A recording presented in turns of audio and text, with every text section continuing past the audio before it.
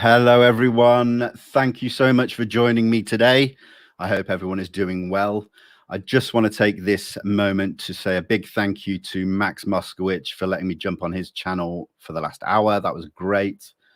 Always love speaking to Max. And then I want to just shout out the moderators, Max, who's in here, Dan, The Signal, my brother, and Josh, UAP UK. Thank you for the work and making sure the chat stay mature and classy. So I'm sure there'll be no problems. So yeah, let's get into it. Without further ado, guys, this is why we're here. I'd like to introduce Mr. Elizondo. Hi, everybody. Thanks for having me. Hey, Lou. Thank you so much for joining me again. It is always an honor and a pleasure. So how are you doing today? Oh, my goodness. Well, I know I say this, it's probably a cliche at this point, but every day above ground is a good day. So I'm not complaining. Everything is pretty good. Good. And you've adjusted back to being at home after your trip at the last weekend? I mean, honestly, I've traveled so much in my career, even before I ever did this. I adjust to time zones pretty quick. So for me, it's I don't really know where I am at any particular day until I look around and I realize what time zone I'm in. But yeah, I'm quite well, thanks. No, good. Glad to hear it. Now, let's just bring up San Marino. I know it's pretty much been spoken about quite a few times this week. Max did an excellent job. Well, you and Max did an excellent job with the videos that you did live from San Marino. But let's just touch upon where we're at, if that's okay. Am I right in saying that it's now in the hands of the representatives within the government of San Marino as to when and if they take this to the United Nations? Yeah, of course they want to make sure what they do, they don't do it in a vacuum. What they're trying to do right now is make sure that other countries support this, and that makes political sense. You don't want to do something prematurely, and it winds up creating some sort of discord politically with other countries and allies and friends. San Marino is a very small country, but it's also one of the world's oldest republics. It's really interesting politically. They have two presidents, and those presidents are only in power for 6 months at a time. Wow. It's really the ultimate of sharing power, right? So here in our country, we have one president and a Congress and whatnot.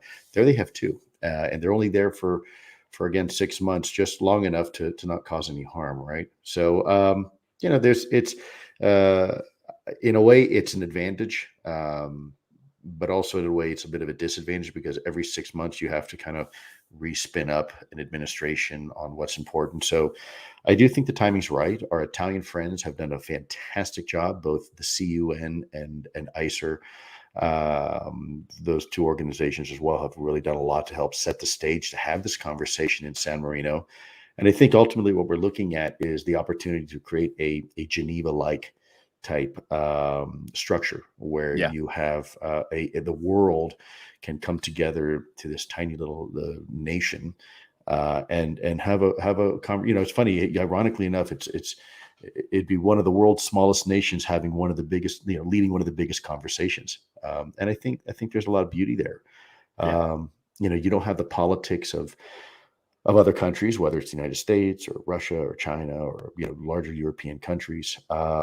They seem to stay relatively immune to those type of politics. So yeah, that's kind of where we are. And right now we're trying to socialize the idea, make sure that other countries support this. So. No, that's great. Thank you. I think that was leading into kind of my next point is whether you personally are planning on engaging with other governments within some of the other European countries, on a personal level. Is that something you're looking to do? Absolutely. I mean, we talk about international engagement being one of the five fundamental pillars. When I somewhat just told everybody we're shifting into third gear, that's what I meant. It was very clear.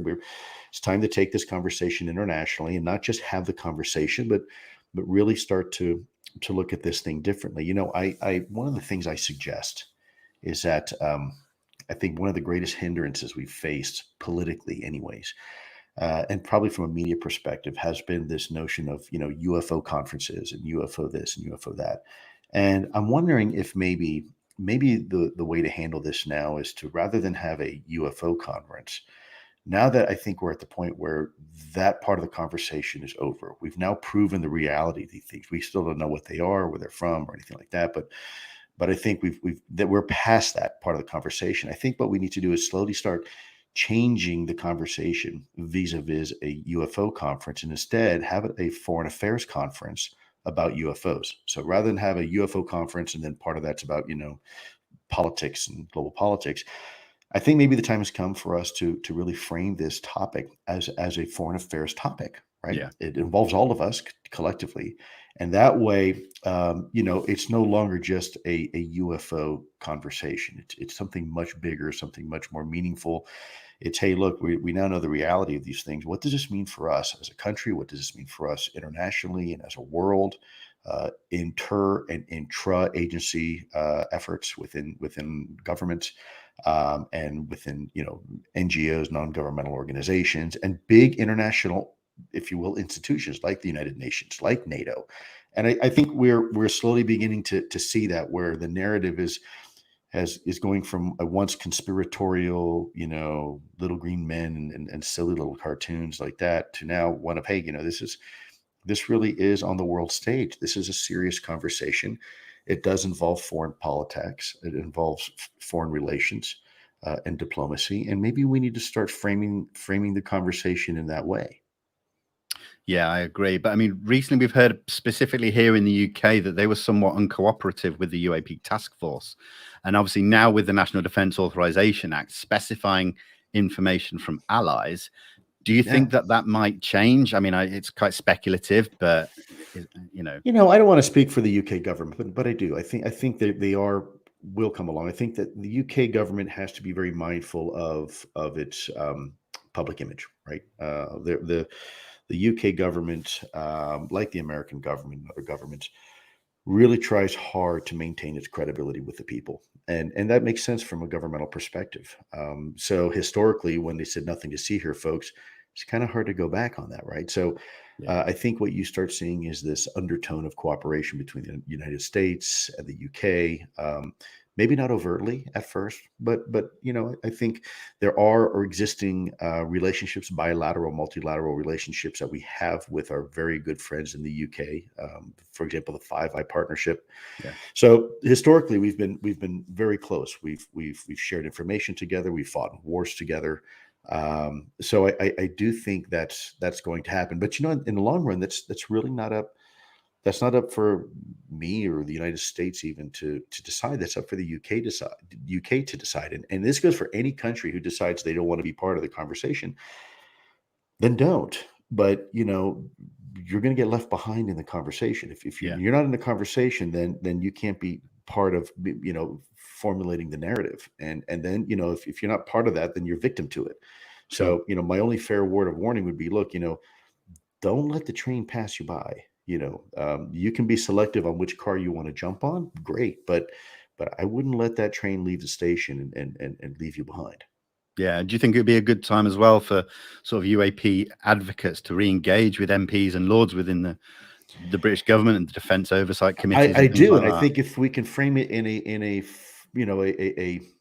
again, into a foreign affairs conversation, the problem is we always say things like, hey, we don't want to know the truth. We know they're from the Pleiades, and Elvis on the mothership, and you need to get engaged. Well, you're not going to get a whole lot of support that way. When you start saying, look, other countries are getting involved in this conversation. There is a national security issue here, and border sovereignty. And there's also, by the way, a requirement for us to work with our friends and allies. Let's not forget that, it could be very easily confused, a UAP incident with some sort of foreign provocation, right? We've seen this already before with the United States and Russia, where we actually had to have a secret agreement between the two countries. So if someone saw something over the North Pole, we didn't start shooting nukes at each other. We could pick up a phone and be like, hey, Boris, is that you guys? Or they could call up and say, hey, Jack, comrade, is that you guys? And let's not, forget that we have other examples today, right? Where we have countries like India and Pakistan. Imagine these two countries, which, they're both friends of ours, but they don't necessarily get along with each other. What if we had a same incident like we did in the 1960s, where, a nuclear missile facility was disabled, right, by a UAP, and now one of those countries confuses it as some sort of provocation? There's a gentleman in India named Sabir Hussain, who was actually one of the first ones to bring this to the attention of some folks. And he tried to bring it up to their I guess you call it a Supreme Court. It works a little bit differently there in India, but he tried to raise, and good for him for doing so, because that's a real potential problem. It's not like it's fanciful, right? Because we've already seen that actually happen in the United States and even in Russia. So I do think it's important we start having that conversation when we talk to our elected officials and our representatives in our respective governments. Start framing this as a foreign policy issue and less as a conspiratorial little green men issue. It may turn out to be that way, but to have the conversation on the international level that we're looking for, we really have to begin to mature the conversation. We can't be stuck in the same conversation we've had for the last 70 years. No, absolutely. Can you talk to any benefits that we might have if NATO were involved as well? Yeah, I mean, forgive me, by the way, I've got something in my left eye here. I went on a little hike this morning and decided to do a little sweat to the oldies, and I think I got something in my eye, so I apologize. No problem. NATO is North Atlantic Treaty Organization, right? It's a fundamentally, I think, balancing agent. This, obviously during the Iron Curtain days, you had the Warsaw Pact and NATO. NATO is more of a military organization, but it does have some other functions as well. I think NATO is important from a UAP perspective. I want to make sure, because why? Well, because they're flying around all the time with aircraft, and sometimes those aircraft are armed. And again, we don't want to confuse UAP with any type of provocation. Mm. And they also have a lot of sensors that they can use to help collect additional information for us. So I do think NATO is important, but I also think that at the time, and I'll share this with you, I think we need to start taking this conversation outside of military channels and intelligence channels and opening the aperture. So, up until this point, we've been talking in my country to the Senate Armed Services Committee, the Senate Select Committee on Intelligence. But I think maybe the time has come to maybe, open this up to the Foreign Affairs Committee, right? Why not? And bring in State Department. Doesn't have to be just Department of Defense and the intelligence community and Department of Energy. Let's bring in the State Department, and maybe let's do that internationally as well. Let's start making this a geopolitical issue, right? Which is what it really is at the end of the day. Yeah. It really is. And there's parts of this conversation that really don't belong in the national defense arena.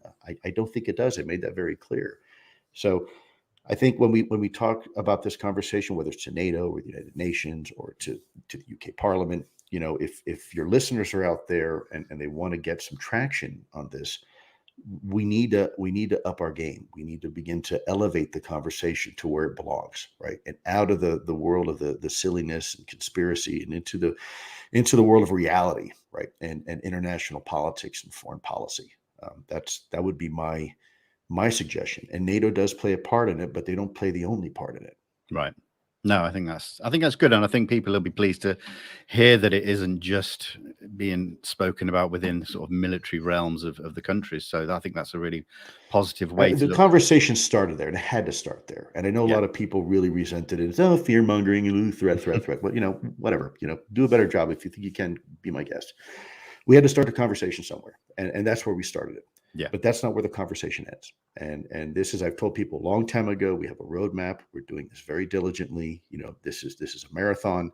If you don't have the patience for it, then pick up a hobby, pick up the piano, go pick up the violin, and check back in 5 years, or do a better job yourself. Stop bitching and do it. Stop waiting for me to do everything for you and Chris Mellon and other folks. Otherwise, if you like what we're doing, then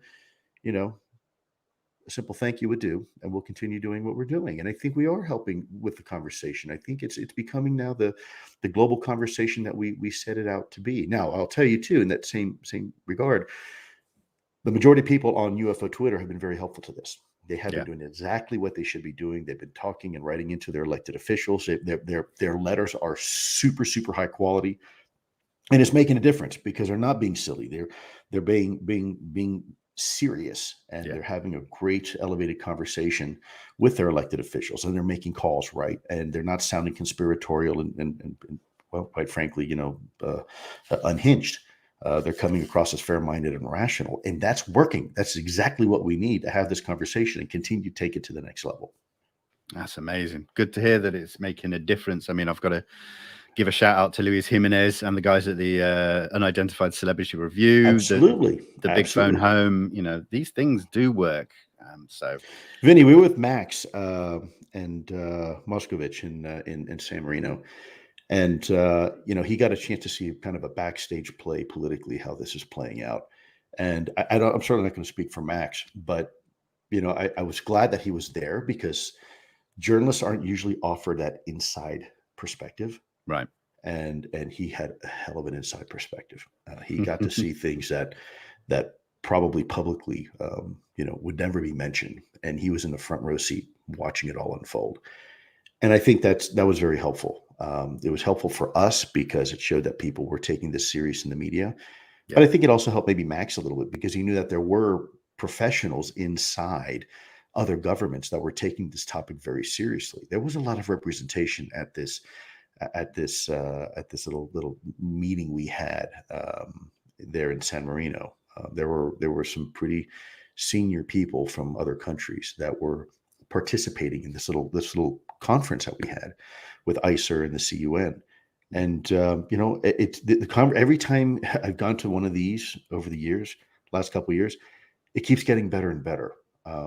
No longer are people selling mood rings and beads and you know, things like that outside. These are you know, you have astrophysicists, you have aerospace directors of aerospace organizations there, and they're listening and they're having conversations. No one's trying to sell anybody anything other than you know, have a conversation, and that's meaningful. It's working because we're the topic of UAP is no longer one about personal narratives and agendas and conspiracies. It's now about reality, facts, data, science, right? And it's resonating.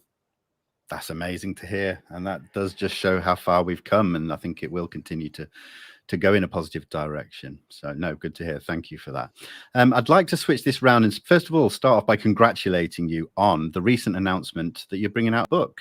So congratulations on that. Now, thank you. A lot of people saw this headline article within the Hollywood Reporter that the book will reveal shocking details. And now we all know what people on social media like. A lot are speculating and making claims that it's a pay for disclosure tactic, which of course they're going to. Can you just set the record straight, please? And so we can. Yeah, I mean, first of all, what I'll say is that I'm writing the book. Second of all, is that the intended audience is for a lot of people that have never even gone onto UFO Twitter. You know, what I will say, and I won't go into any more detail than this, is that the purpose of the book is going to be very, very apparent when it comes out. And I think people who know me are going to be like, that clever guy. People who don't know me are going to probably wind up having to eat some of their words. You know, it's funny to watch social media and people go way out on a limb and start making speculation, wild speculation. It's a money grab. It's pay for play. Okay, well, think that if you want to. But when the book comes out and people really go, they read it and go, holy crap, this makes sense. Now we understand why you did the way you did it when you did it. You know, will they apologize? No. They'll just, they'll go hide in the little deep dark corners of Twitterverse and maybe change their name or something. But I'm used to it. You know, for the last 3-4 years, I've been used to people always accusing me of one thing. They're never happy, no matter what you do for them, no matter how you do it. You know, you've just got people that are sharpshooting you. They're throwing rocks. I don't know why that is. It's sad. Yeah. You know, I really hope that those type of people find whatever peace they're looking for. You know, but if there's one thing, you know, my track record speaks for itself. People should know me now at this point that I'm not a money grab kind of guy. I do things very deliberately, very strategically. And again, I think the book is going to serve a very specific purpose. And I think people are going to be delighted when it comes out. You know, that's where we are with that. I'm not going to go into much more detail than that. Sure. But I think it's going to be very, very eye-opening. And I think people are going to come back and say, holy cow, wow, that was exactly the way to do it. And by the way, it's my narrative. So, you know, when I sit there and I do an interview on a major news media, these are like 2 to 3 minute sound bites. Yeah. And it's not it. And by the way, I don't control their editing. This is my narrative from my perspective without any filter. You get to read exactly how I feel about every single thing about this topic. moving forward. And there's going to be some information in there that I do not normally have the liberty or the time to discuss. There's going to be a lot in there, but again, there's a very deliberate reason why I'm chosen to do this, and I think it will be very, very clear once the book is out, and that's all I'll say. No, fantastic. That's all you need to say. Thank you so much for that. Are you able to give us any like ETA on when we can expect to see it? I can't. I'm very busy. It's going to take me a little bit of time. Sure. I'm dancing as fast as I can. I can imagine. I'm trying. I've got, for example, like in a couple of days, I got to be back in DC, and then I've got some more travel, and it's, somewhere in there, I've got to find some time to really just, I understand completely. Do you mind? Is the DC thing Inspector General related? Can you elaborate on that at all? Too early for me to discuss that. It is related to the topic, and I'll leave it at that. Fabulous. No, I respect. Believe me, I try to avoid DC as much as possible. I don't go to DC unless I have to go to DC, and it's about this topic. That's why I live out in the middle of nowhere, Wyoming, because I've had my fill of DC. And no offense to those who live in DC, but that's a young person's game. I'm just too old. I tell people this is gray, not blonde. I'm an old guy, and the further I can stay away from Washington, D.C., the better for my sanity. Fair enough, completely. Now, Lou, something that is brought up regularly with yourself, especially recently, has been this super obvious sensor system that I get bombarded with questions and things about. So I kind of felt like I had to bring it up with you. But are you able to talk about it? Because I've got some ideas of what we think it is, and this is me and all the colleagues and the community. If we discuss it, can you put it to bed for us? Because I won't answer. I won't confirm or deny, because what I don't want to do is be preemptive. It is ridiculously simple, but it takes a little bit of time and resources to do it. And what I want to do is, it doesn't rely solely on like a thing. It's not like a sensor that I put down, and it's a little bit more complex than that. But the data, what I will say is that we have every reason to believe that the data already exists. It's already out there, and it's been right under our noses the whole time. Wow, that kind of. I'm going to have to go back and dig. By the way, at some point we will talk about it once we can get the data. And if it turns out that it doesn't work, we'll tell everybody too. Look, this was a dead end. But right now, it's most of the folks, the scientists, are nodding their heads, saying, "Yeah, that could be it." Wow, that's intriguing still. But no, I respect your position on that. So guys, for everyone watching, I tried. I said I would. Right, let's move on then. One thing that I saw recently, and a lot of other people have spoken to me about, is an interview that Tom DeLonge did recently. Now, I'm not going to ask for you to speak on behalf of Tom or anything, but he talked about the 3 videos that came out through TTSA, the 3 Navy videos that we all know so well. But he said there were actually 26 videos. One specifically of a craft 10 feet away from an F-18 scanning the plane for 20 minutes. Now, this sounds familiar. Add 3 minutes onto that, and it's the thing we've been talking about for a while. Now, one thing that Tom said, and I quote, "We almost got that one out." Is that something you're aware of? Did we come close to getting that video out in the past? I can't speak for Tom. I love the guy. I really do.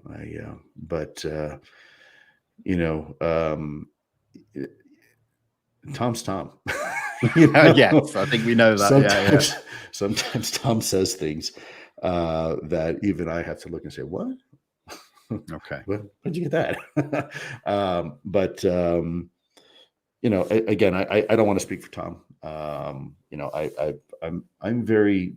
If you've probably noticed, people like Chris and I are very measured in what we say. I'd rather under promise and over deliver. That's kind of my MO. I know it drives people crazy, and they start losing patience. And we want to know now. I get it, but there's nothing worse than over promising something. And so, I'm very careful. What I have said is what I have said for the record, and it's that type of stuff that will someday, hopefully soon, continue to be established and reaffirmed. Everything I've ever said to about this topic has always been truthful and has always come to fruition. And hopefully people by now realize that I've left breadcrumbs for 3.5 or 4 years on this topic. And every single one of those things have come to fruition. But I'm also very measured. I don't like to overpromise because I don't want to disappoint anybody. I don't want anybody's expectations, any type of false expectations. It's really, really important, especially on this topic, because it is so emotional for so many people. And there is an expectation for me to always be accurate and always provide the truth. It's an expectation people have, and it's an expectation I have of myself. So for that reason, a lot of times I tend to be a little bit more subdued, simply because I don't want to do anything and set anybody's expectations, and then all of a sudden I fail to deliver even a little bit on that. So if you look at my Twitter page, I always say on there, I will always own my own mistakes, and I will, and I do. At least the mistakes that I realize I make, right? There's those you can't the ones that you don't realize you make, then those are the ones that get you usually. But that's my perspective. I'm not going to comment on what Tom says or does. Tom is Tom. Sure. And I guess that's that. No, that's great. No worries. Thank you. I mean, I think we all know that some statements do go out there a little bit. So, no, that's fine. Let's talk about this new AI tool. I know you've mentioned it again, but is this the one? Is it related to the Scout tool that TTSA were working on, or is this a completely new platform? Well, I'm almost tempted to share a screen and show you a little dry run. I don't know if I can do that. Would you be okay with that? Yes, absolutely. Okay, let me see if I can do this. Stand by. Let me first pull this up. Yeah, let's do it. I'm going to pull this up first before I share the screen, because I know you have some very clever people that will absolutely screen grab every single thing I do. Yes. So let me see if I can pull this up. I'm probably going to get myself in trouble for this, but give me a second here. Yeah, no problem. Okay, so here it is. Here's the case study. And what I'm going to do, let me caveat a few things here first, okay, when I do this, because I don't want anybody. Let me see if I can share the screen now. Give me a second. Okay. See, I don't know how I can share this screen without all of a sudden everybody and their mother looking at it. Let me see if I can do it this way. Yeah, I can do it this way. Okay, let's try this. Let me come back to you. Zoom. No, I'm not on Zoom. I'm on StreamYard, right? StreamYard, yeah. Okay, StreamYard. Let me close out of Zoom. Okay, let me. And then at the bottom of the screen on StreamYard, there's the share button. If you click that, then I can add your screen. Okay, let's try this. Boom. Video share screen. Okay. Share screen. Would like to record this computer screen. So I'm allowing you to record it. Is that correct? Yeah, that just allows it to go into the live feed. Okay. Share. Is it sharing right now or no? I'm not seeing anything. No. Let's see here. Entire screen. Yeah, I'm trying to. Here we go. Let's try that. Is it working now? No. No. Follows. It says Chrome has lost permission to capture your screen. Okay, follow these steps. Oh my goodness, I'm so sorry. No, don't worry about it. We'll happily wait. Sure, browser is checked. Yes, browser Chrome. Well, shoot, guys. Restart the app, it says. Well, I'll tell you what. Let me walk you through it. So that's obviously not going to work. See, this is why I don't like to overpromise, right? Because then it never works out. So what I did in San Marino. Sorry, people in the chat saying, can you send it to Vinnie? Is this something that you're allowed to share with me? It's a huge file. So it's a video that was taken on a military installation by an individual who was a military officer who said they saw a black flying disc, and it was hovering. And so the video was poor quality. We apply some AI to it, and all of a sudden we show what the AI can do. And there's this black hovering disc. And then we apply the AI to it to look at the background, the pixelation, the object itself. And what I will say is that things aren't always what they seem. And Yeah. the point to this whole exercise was it's very, very important that quality of data it's imperative, because you need to be able to not only prove something is authentic, but you also need to be able to prove that it is not authentic, right? Or that there's something else going on. And in order to separate the signal from the noise, because ultimately that's the type of data that gets people to really listen. And I have a presentation here that I provided when I was in San Marino. I think it was recorded, but that was I was going to show you part of that presentation now. Okay. And I think it really helps people really grasp where we are. People look at that and they go, oh, okay. Because I talk about in some detail the 5 pillars of engagement. I talk about what we've been collectively able to achieve in the last 3 years. Then I talk about what we're doing right now, things that are happening right now behind the scenes. And then I talk about where do we go into the future? What does tomorrow look like? And so I have some ideas, construct of what a federal lab would look like and who's all participating. And then I go into some technology and we talk about the AI, and I actually do a dry run. I actually show, hey, look, boom, boom, boom, boom, boom. And by the time we're done, people are kind of like, wow, holy smokes, that's going to be available to all of us. And we're like, well, we're working on. I mean, it ain't cheap, but that's what we're in the process of building. So is that file, sorry to interrupt, is that file something you can send me that I can then share with everyone at a later date? Yeah, I mean, if I'm getting it to Skyfort on WeTransfer because it is such a huge file. So Sean and Jake and Jess will have it, and more than happy to share it with you.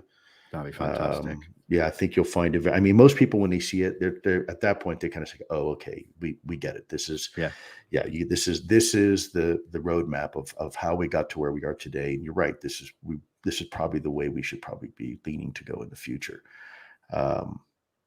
Anyways, so no, that's fantastic. So just because everyone in the chats on the edge of their seats wanting to see it. Let me try one more time here. Yeah, let's do it. I'm sorry, guys. Let's just try this again.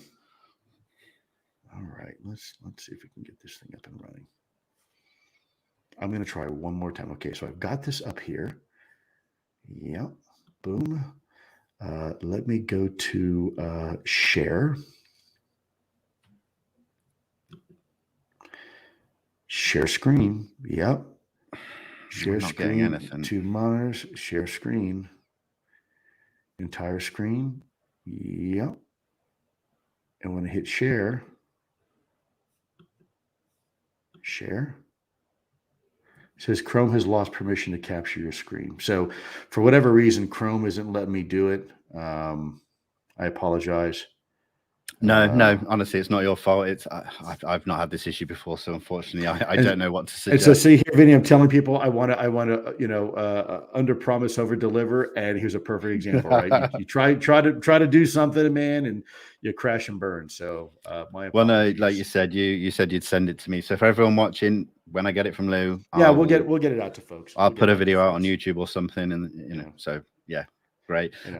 Can we just ask about when the tool is released to the public? Is it going to be an app? Is it going to be internet-based software, or what format? We're working on that now. The problem is it's expensive. Look, AI. First of all, there's some pros and cons to AI. First of all, AI is great because it never gets tired. It works 24/7. It doesn't suffer from human fatigue. But there's also some limitations. First of all, not all AI is created equally. 2, AI, if you don't train it right, AI is only as good as its teacher, and humans are its teacher. If you don't train it right in the beginning, problems and misidentifications will propagate forever. So if I, for example, say on the AI that this is a car, not a cell phone, from that day forward, every time it sees this, it'll call it a car. Right. And then false analytics are further applied to it. It's like a cancer, just grows and grows and grows. So we're working on that. There's also a massive upfront cost associated with it. It will be free. There'll be a version that's free for everybody to use. It ain't cheap. We've got some really, really good people that are working, some of the best AI people, frankly, in the world, in my opinion, that are working on this. And they're putting a lot of time and money and effort into it. So there will be hopefully a free version, There will be a free version, just hopefully soon. We want to work out the bugs. The last thing we want to do is make the mistake that other people do. You provide something that's supposed to be an answer all for everybody, and all of a sudden it's not ready for prime time, right? And it's becoming a miserable failure. I don't want to do that. No. Again, back to under promise, over deliver. That's what we're trying to do. And by the way, we've been working on this for a few years now behind the scenes. I haven't provided an update to it because I didn't think there was any update to provide until we had something. Yeah, that makes sense. Excellent. I'm going to move on to some questions that were submitted through my some of my social medias. So this one is from an anonymous person. When it comes to sizes and shapes of UAP, have you ever come across anything on the micro scale when it comes to a UAP? What a great question. No, but that doesn't mean anything. If you're not looking for it, then you don't see it necessarily. So I think that's a great question.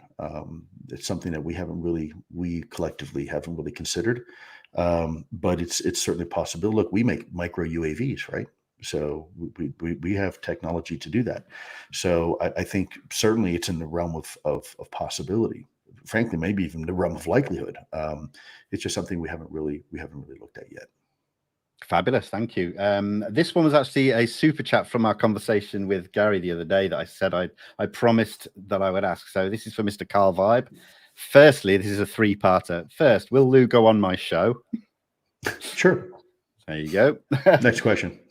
Can you explain the heavy references to Greek mythology in the TTSA books and the Masonic symbols in their cartoons?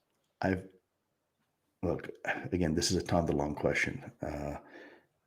Tom has admitted it's a work of fiction, and inspired by his perspective.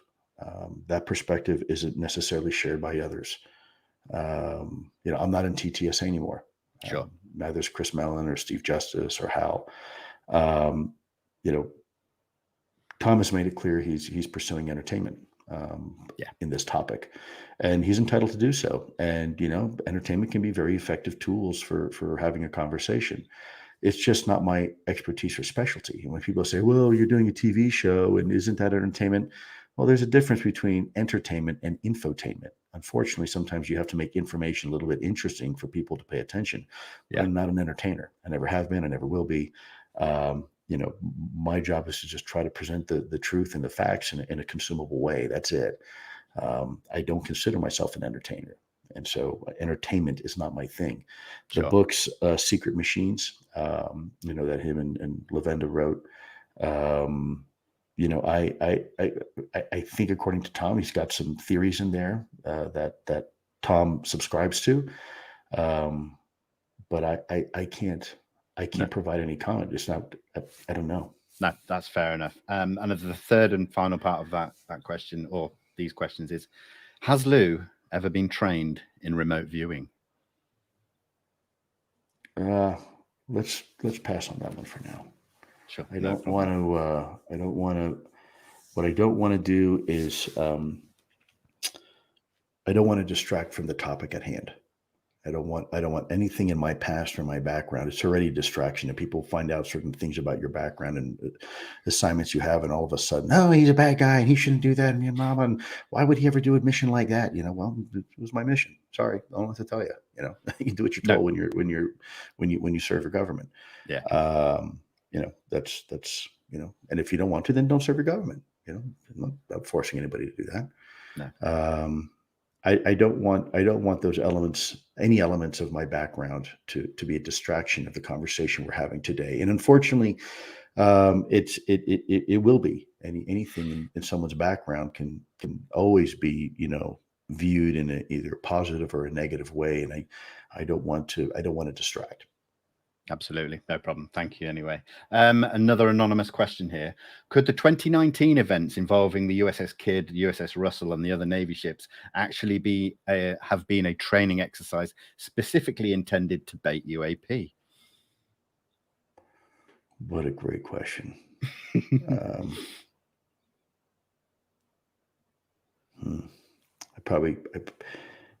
I'm not going to answer that question because that's a question that probably the government needs to answer for itself. Sure, no problem. Great question. Yeah, I like that one definitely, because that was something I was looking into for quite some time, and I think I asked you the bait question on our last interview a couple of months ago, and that just really fitted together for me. So I appreciate it. This is a question Sure. from Benji, and this is another one about baiting. Can you talk to whether these methods of baiting that have been used have actually been successful? I'm gonna have to take a polite pass on that too. It's all right. By the way, it is amazing the questions now, how they have evolved over the last 3 years. Before it was, questions like, is Elvis alive? Right now, the questions are like really, really good, very, very insightful. Someone's been doing their homework for sure. Yeah. So thank you for those wonderful questions. I suspect we will be able to answer them soon. I'm not at liberty to even go down that road right now. But those are great. Keep asking those questions. No, understood. This one is from Graham. When you joined ATIP, did you ever consider it was simply a make work project and a waste of time, even though you may have had assurances when being invited to join? No, absolutely not. It was never a waste of time. It was money well spent. In fact, the U.S. taxpayer got one hell of a deal out of it for the $22 million. We dual use the hell out of it, man. We got shit. Excuse my language. We probably got $100 million worth of work out of that 22 million bucks. It's a shame that other government offices couldn't do the same. But no, I think it was money well spent, and I think it was time and resources well spent. Excellent. Thank you for that. Another anonymous one here. What are your thoughts on the Hestalin lights phenomenon? Do you think that there's an important connection to what we're seeing now in more recent times? So the what lights? If you could repeat The that. Hestalin lights. It's a phenomenon that was studied, I think it was Norway back in the 1980s. Unfortunately, and I know probably we're going to think I'm, fibbing here, but I don't know. I might know the event. The name may be throwing me off. I don't know specifically Hestalin events. We focus, at ATIP on current military events, some historical stuff, but usually U.S. related for the most part. No. Not other ones. Can you describe for me a little bit of what happened? Yeah, I think it was over a number of years. It was these sightings that were happening regularly, and I think it was relating to a lot of things like ball lightning and things along those lines. Sometimes apparently physical craft as well. Yeah, so ball lightning is something very interesting. Obviously it's a natural phenomenon. There's also, we see ball lightning and other type of electromagnetic discharge associated with a great amount of release of energy from tectonic movements. Typically right before or during an earthquake, you can see the whole atmosphere start to light up. You also have, aurora borealis. You have something called sprites, which is kind of this shooting of plasma up from the clouds up into the upper atmosphere. And then, of course, you have man-made stuff. And this is important because what people don't realize over the Northern Hemisphere, a lot of ballistic tests as it relates to ballistic missiles are flown over the Northern Hemisphere. And so a lot of times, first stage solid rocket booster motors on reentry will come in. You get this weird spiral effect, and it looks almost like a pinwheel. And because when you're talking about high altitude, you're talking very, very low air pressure, air density. Pressure is almost nil. And so the way a gas behaves in a vacuum environment is substantially different than the way a gas might behave down here, at our pressure. And so a lot of times you can, kind of fool the eye. You look at the eye, you look up in the space, and you see this object doing all sorts of weird stuff. When in reality, it's just, it could be a hydrazine tank bleeding off some propellant, unused propellant, and when you look at that from the ground, it can look pretty amazing. So that's why it's important. AI, going back to our conversation about AI, that we can utilize AI, recognize those signatures, recognize those known patterns of the way things behave, and then filter the proverbial wheat from the chaff, right? Or isolate the signal from the rest of the noise. And that's when you have the aha moment, because the last thing you want to do is say, look, here's a UAP, and it turns out, no, actually it's not, right? It's Starlink, for example, right? Yeah. So There you go. Excellent. Thank you. Well, here we go.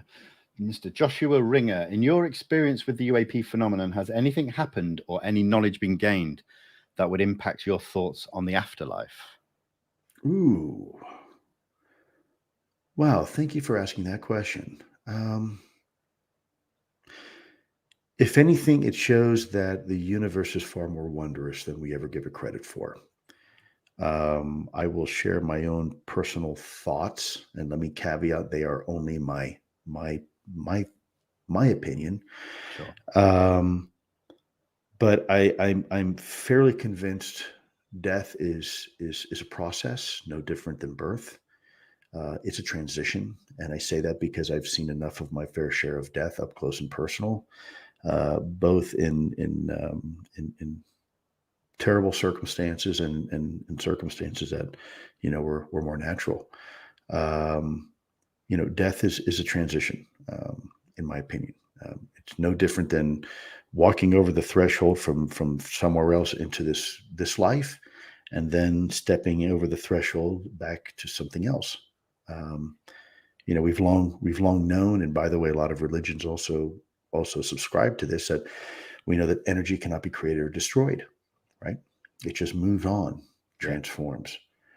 At some point I may share a little bit of my personal experiences. Again, I don't want to distract from the topic of UAP, because at the end of the day, it's really not relevant what I think. It's not relevant my experiences on this kind of stuff. What matters is what the facts and the data suggest, right? What the facts say. So I'm always very keen, because the moment you go from scientific discussion to spirituality, it's kind of a slippery slope. And what we've got to do is we've got to make sure we don't blend the two together. We really, really, really have to be careful. Now, I'm going to share something with you real quick, a quote, because I think it's relevant. And I shared this with Christina not too long ago. And then I sent it to my Skyfork guys, and they actually were able to put a really neat little chart together. Let me pull this up in a second. Sure.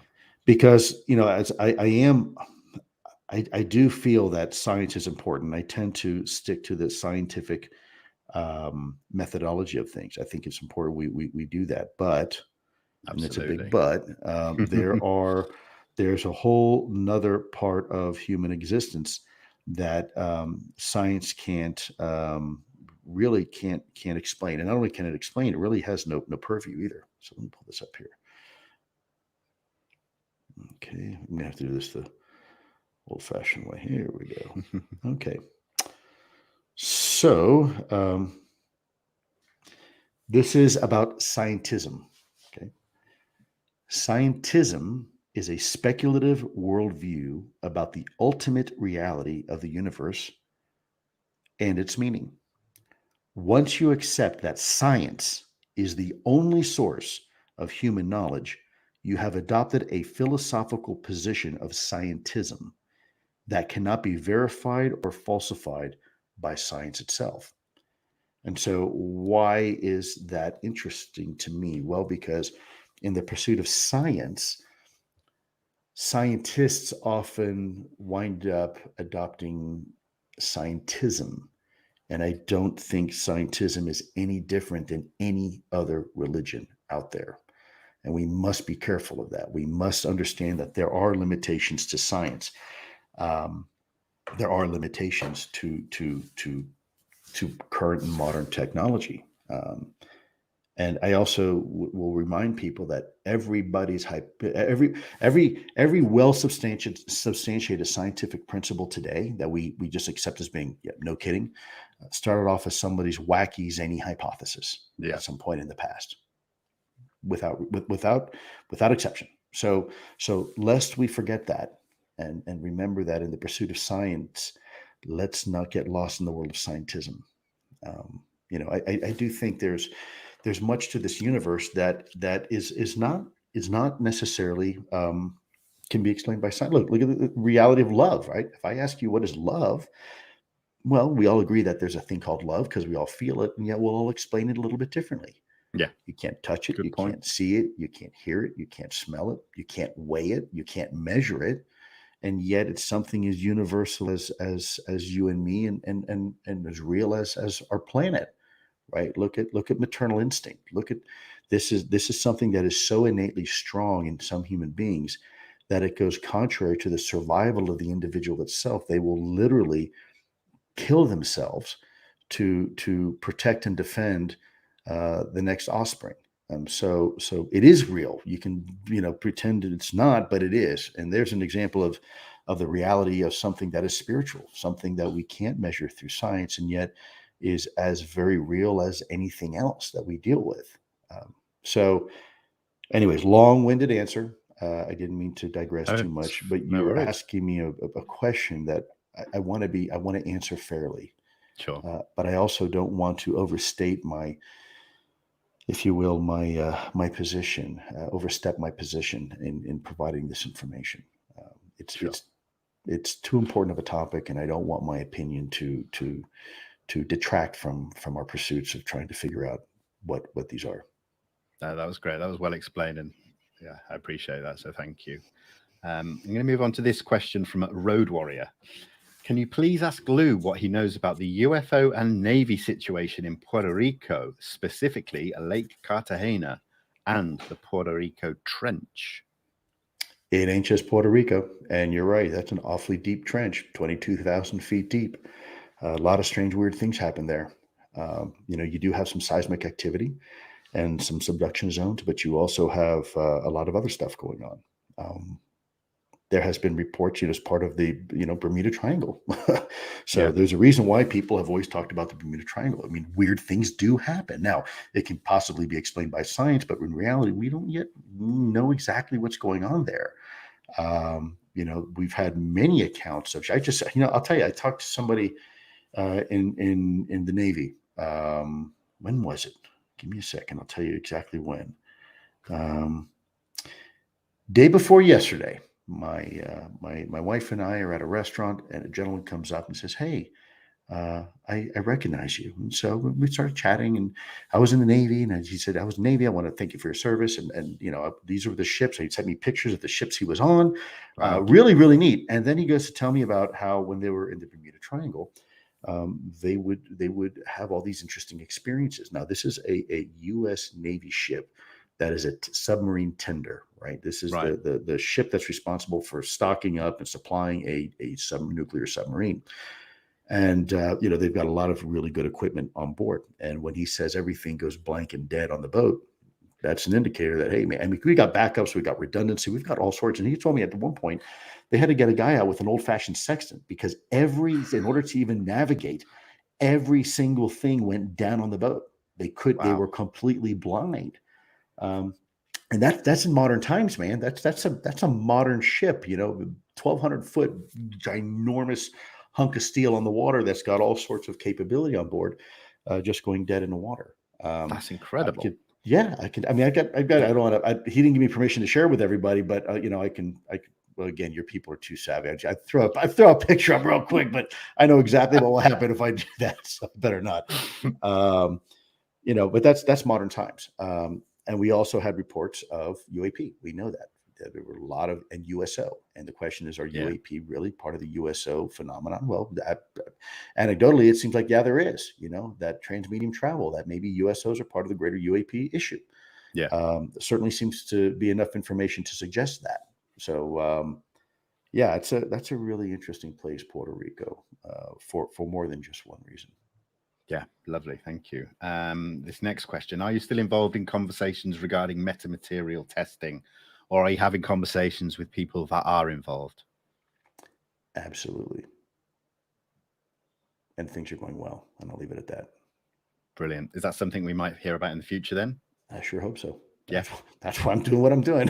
I'm not doing it to keep it secret, man. I just got to make sure that, we do it in the right way. And we got to let, science do its thing.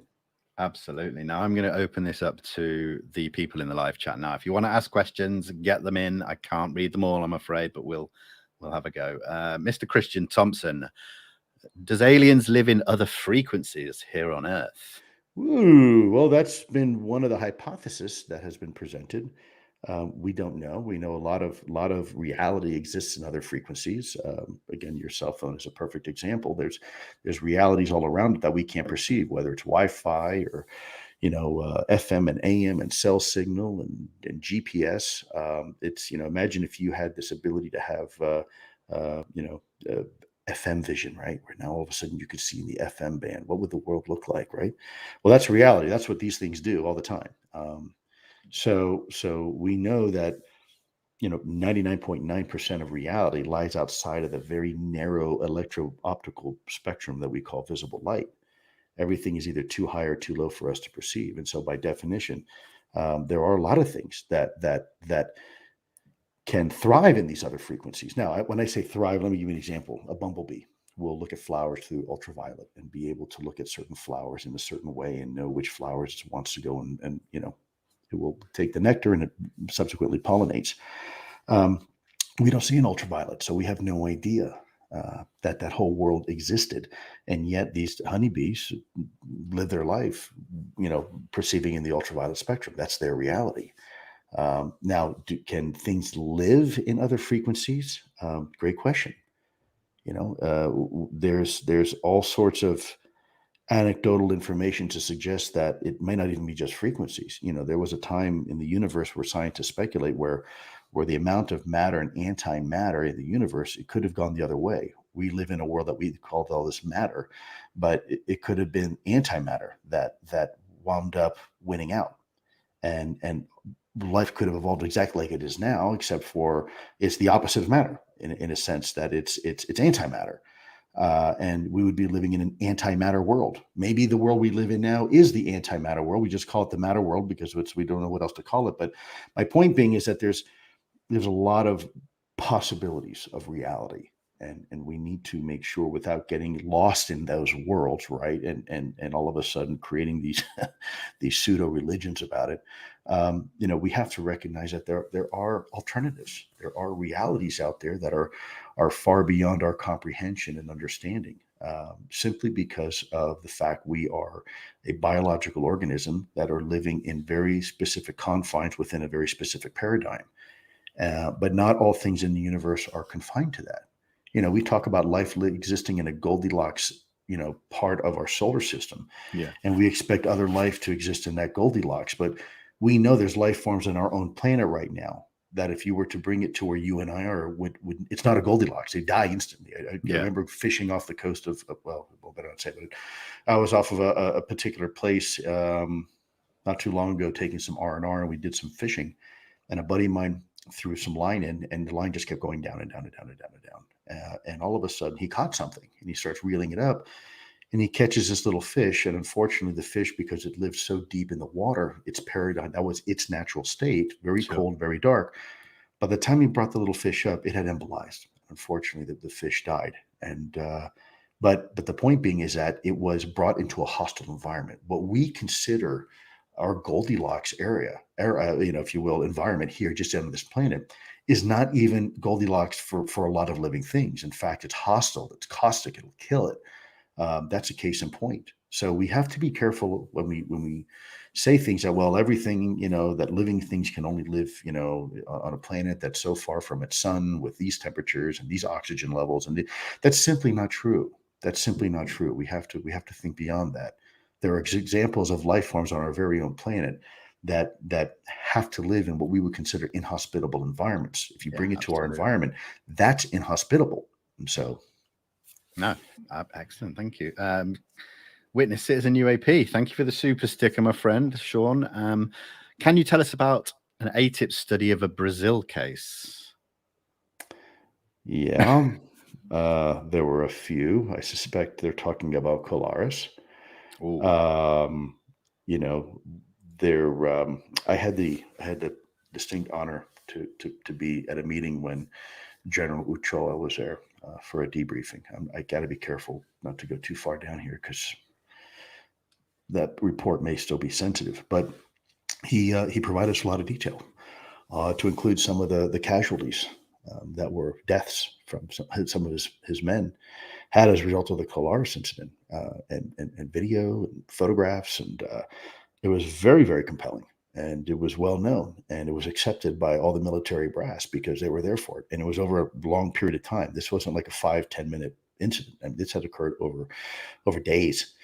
Wow. And so, yeah, I mean, it was very compelling, and that was definitely one of the interesting ones that we looked at in Brazil. You know, who's doing a really good job with this right now is James Fox, the producer. Yeah. James Fox. He and I talk quite a bit, and you know, we share things and leads. And I don't want to speak for him, but he's hot on the case of some really interesting stuff, and I'll leave it at that. That's fantastic. Yeah. Always intrigued by the Claris case. I've lost my questions. Sorry, guys.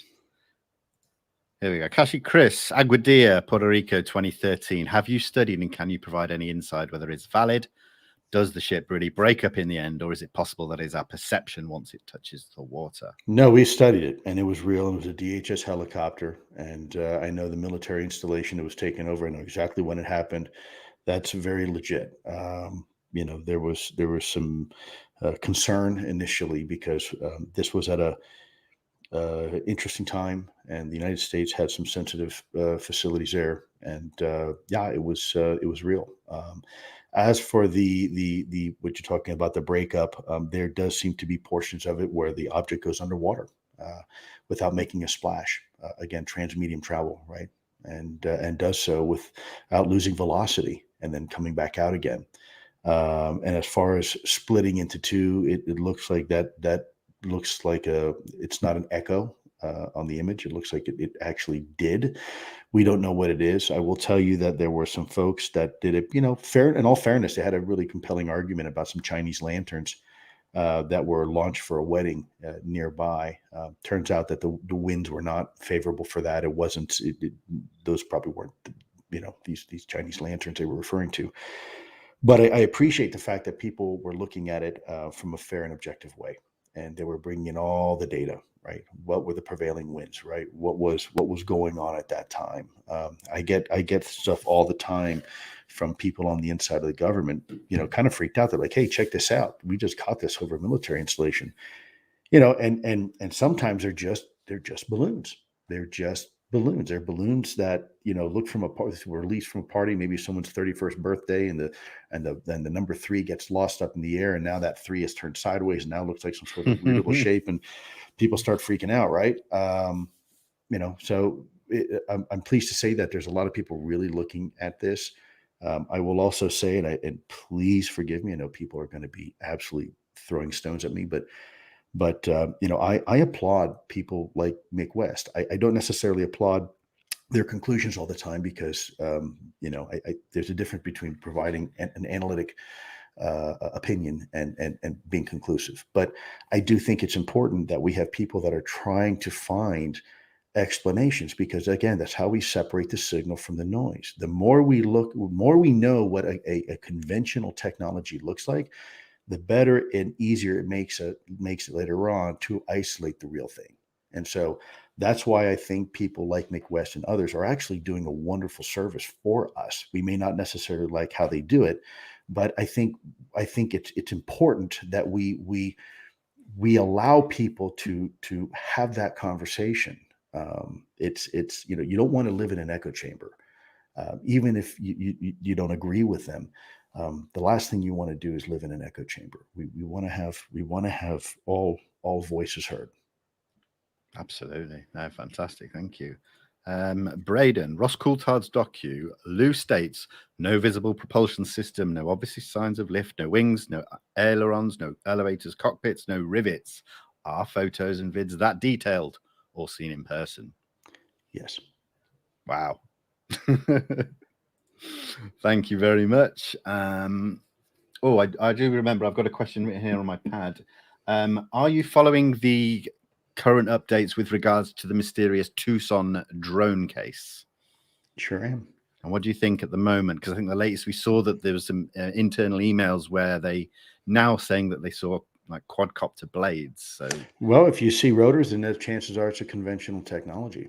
You know, that's I mean, that's concerning for a whole different reason, set of reasons. That means there's some sort of adversary that's using conventional technology Yeah. and has somehow figured out a way to have these things loiter for a lot longer and maneuver in ways that we really have a hard time understanding.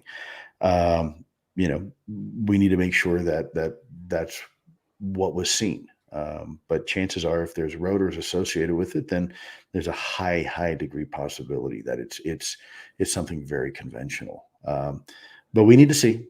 We need those emails to be.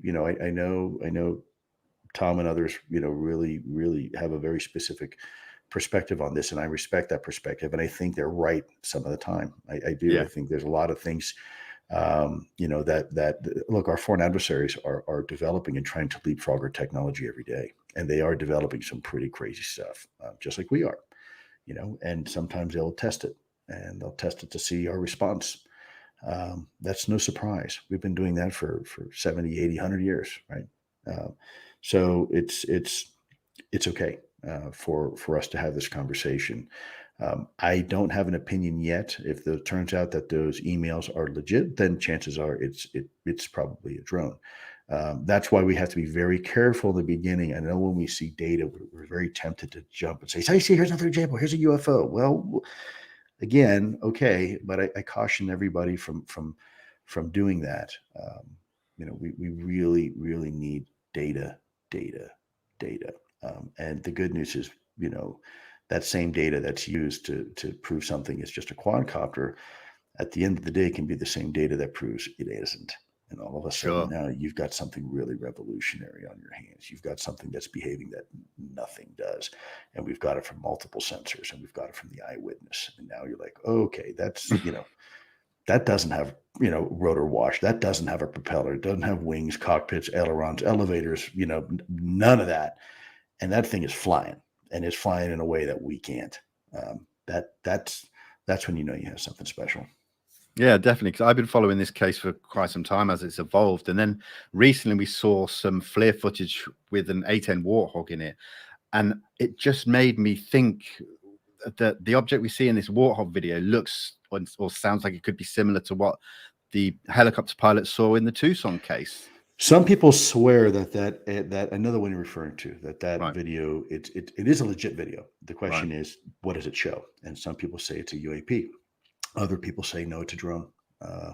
And right now, there is some, quietly some fierce debate going on to determine what it actually was.